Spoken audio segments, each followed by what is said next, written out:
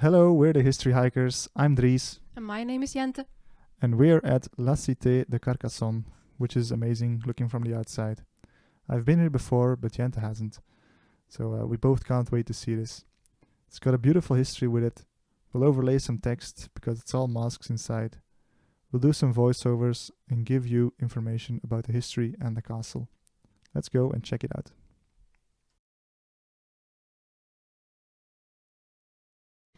The Cité de Carcassonne is one of France's most famous historical sites and tourist destinations. It is located in the Oude department in the south of France, next to the river Oude, in between the Mediterranean Sea to the east and the Atlantic Ocean on the west.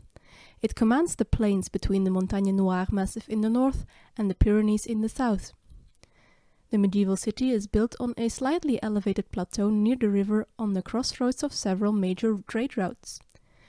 Carcassonne's location shows why it has featured prominently throughout history.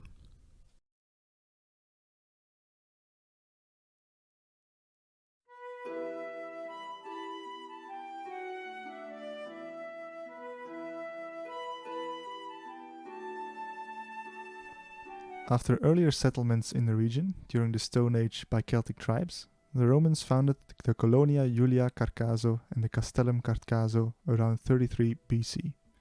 Incursions by Germanic invaders in the next centuries were the impetus to build walls and towers around the city. A few of these are still visible today.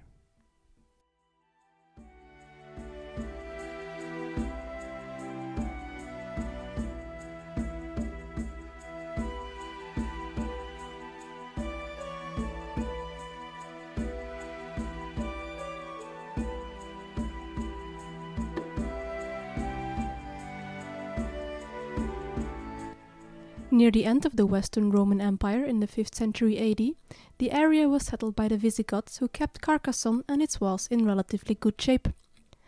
The city was able to repulse the Franks in 508, but were unable to withstand the attack by the Saracens in 725. The Saracen Moors renamed the city to Carcassonne, but eventually they too were replaced a generation or so later by the Carolingians under leadership of Pepin the Short, making it a Frankish city. Legend has it the name Carcassonne had its origin during the Carolingian siege by Pepin's father, Charles Martel. In the story, Lady Carcass, a Moorish noble lady, tricked Charles and his army by feeding the last grain to the last pig and throwing it over the walls.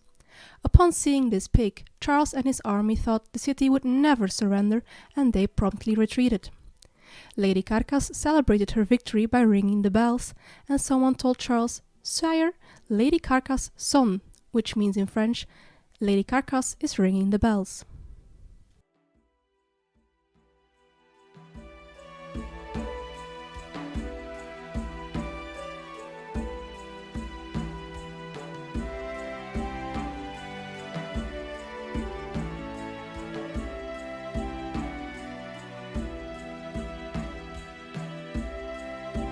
In 1067, Carcassonne became, through marriage, the property of Raymond Bernard Trencavel, Viscount of Albi and Nîmes. In the following centuries, the Trencavel family allied in succession either with the Counts of Barcelona, who were the later kings of Aragon, or with the House of Toulouse. They built the Chateau Comtal and the Basilica of Saint-Nazaire. During this time, Carcassonne was one of the most important centers of Occitan culture, where literacy flourished and the troubadour tradition was developed. They were patronized by great princes like the Trencavel dynasty.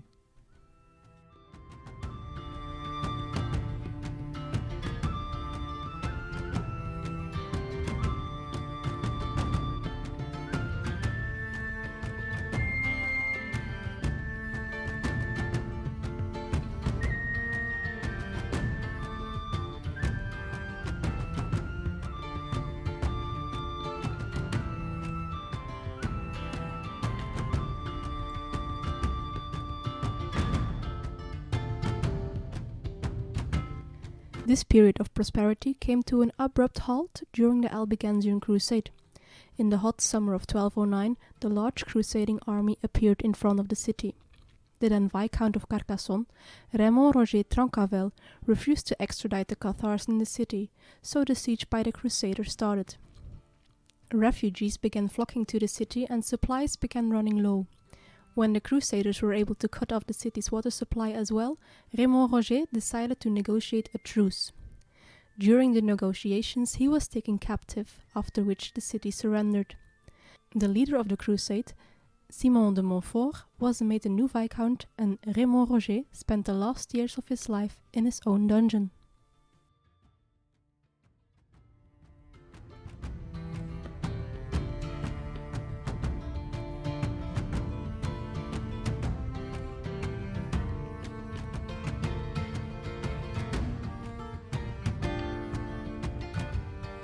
In 1224, Raymond Roger's son was able to recapture Carcassonne, but his success was short-lived. The French king Louis VIII decided to intervene in the crusade and captured the city for the French crown in 1226. This meant that from now on the city would be ruled by the king through his seneschal. The Trencavel family would stir their famous heads once more in 1240. Through a revolt, Raymond Trencavel tried reclaiming Carcassonne, but was eventually defeated by French troops. Louis VIII punished the citizens by destroying the houses built near the walls and banishing the inhabitants for 7 years. When they returned, they weren't allowed to settle in the city, but had to settle across the river. This is the location of the heart of the modern city of Carcassonne, the Bastide Saint-Louis. The older city, the Cité, and the newer city, the Bastide, would often clash throughout history.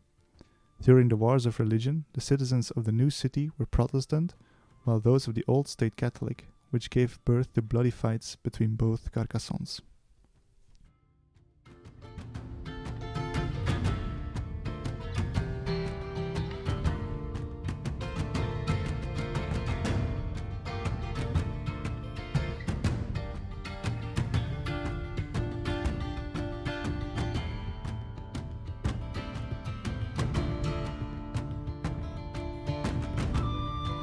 It was under Louis VIII and his successors that Carcassonne's fortifications got a big upgrade. The iconic second ring wall around the city was built along with the Barbican in front of the Chateau Comtal. The city was an impregnable fortress and would play an important role in the French defensive border against Aragon and Spain. The city was referred to as the mother of her 5 sons, which were the castles of Aguilar, Peyrepertus, Quéribus, Puylaurens and Termes. Together they made an amazingly strong line of fortifications against any southern incursions.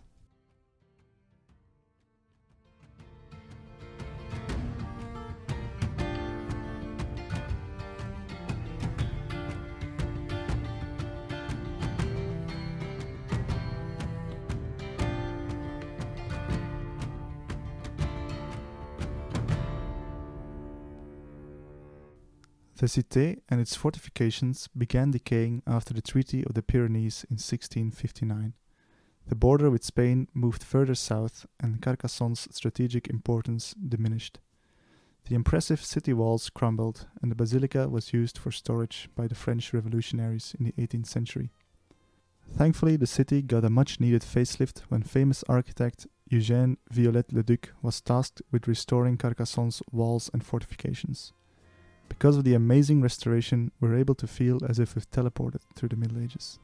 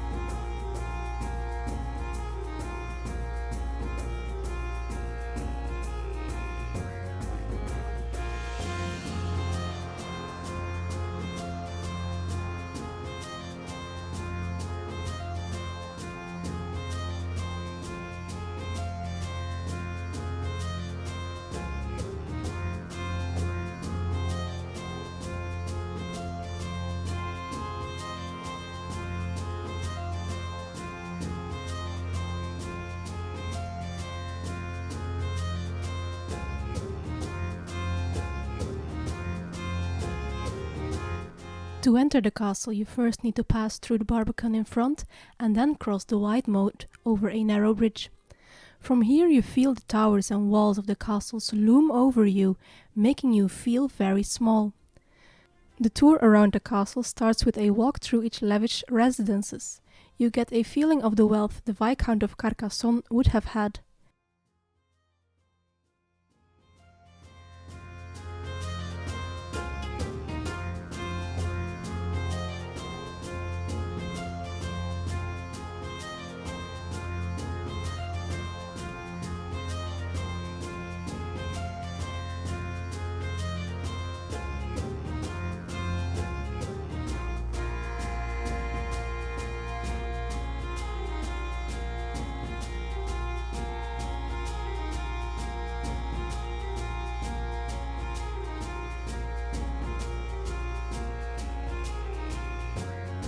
We pass through a room where a scale model of the cité is set up, a great way to get a feeling of the scale of the place.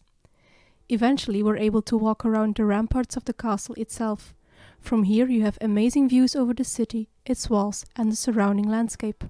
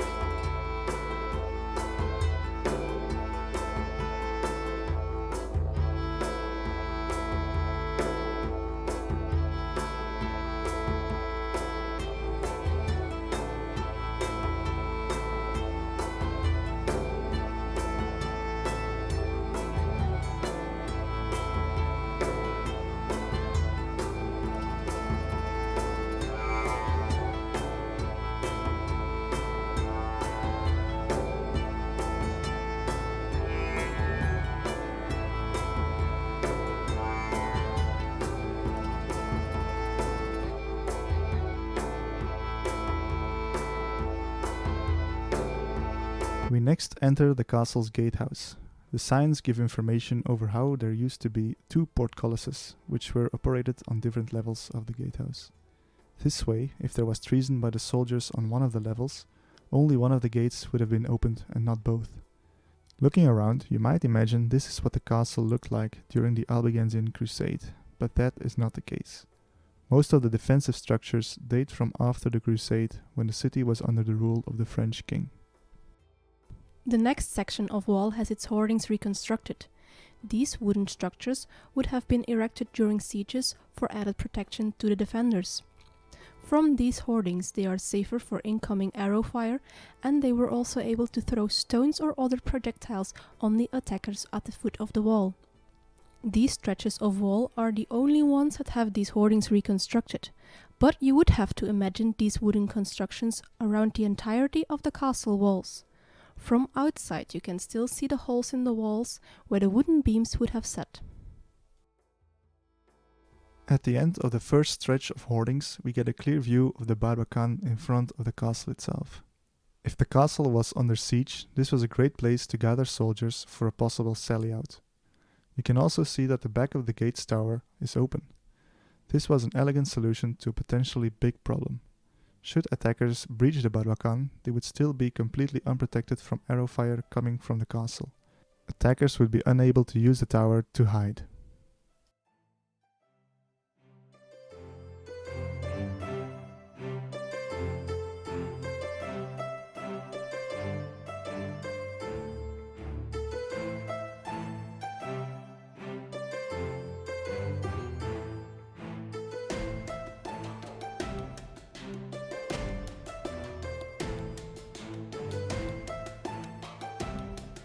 Going through the next stretch of hoardings and the corner tower, we get a view over the other side of the city. We can see remains of the Roman walls and the Roman towers, which were flawlessly incorporated into the medieval city walls. On top of the Roman towers, we don't see the iconic conical roofs like in the rest of the city. During Viollet-le-Duc's restoration of the castle, he placed these conical roofs on every tower. In fact, the roofs more likely had flat roofs, covered with wet hides to stop fire spread, or no roofs at all. These conical roofs were what people from the 19th century in their romanticism imagined what castles would have looked like. The roofs of the Roman towers were later replaced to give them a more historically accurate look.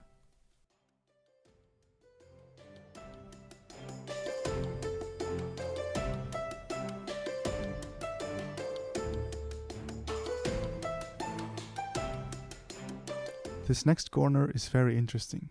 The tower is not situated in the corner, but rather a little offset. This is because the tower used to be part of a chapel.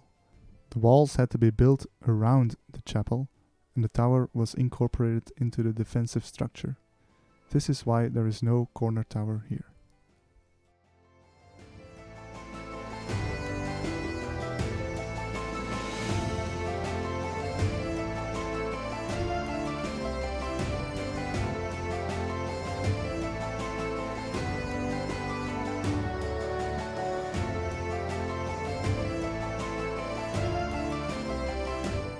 We next pass through the museum part of the castle.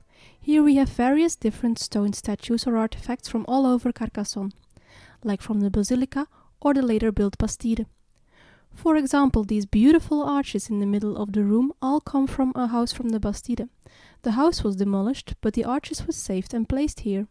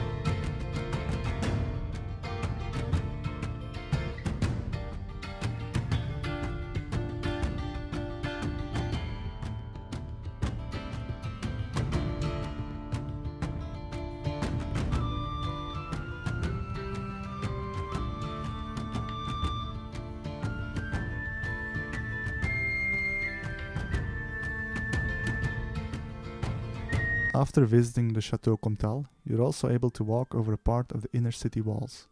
This western part of the cité is very impressive. It's one of the best defended parts of the city, as this is how they were able to access the river and its precious water. We're also able to walk through one of those restored Roman towers with its intricate brickwork. For anybody who gets an insane historical kick from walking over castle ramparts like us, we highly recommend visiting the Chateau Comtal.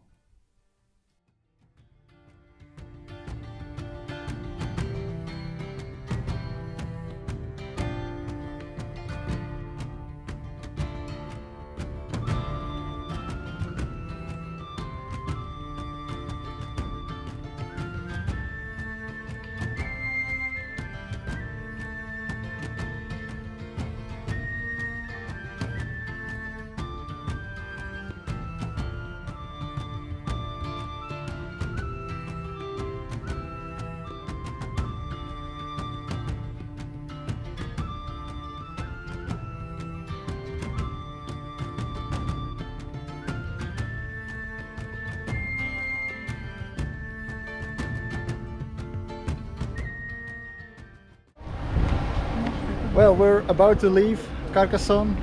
It's been amazing. What do you think? Truly amazing. Beautifully restored.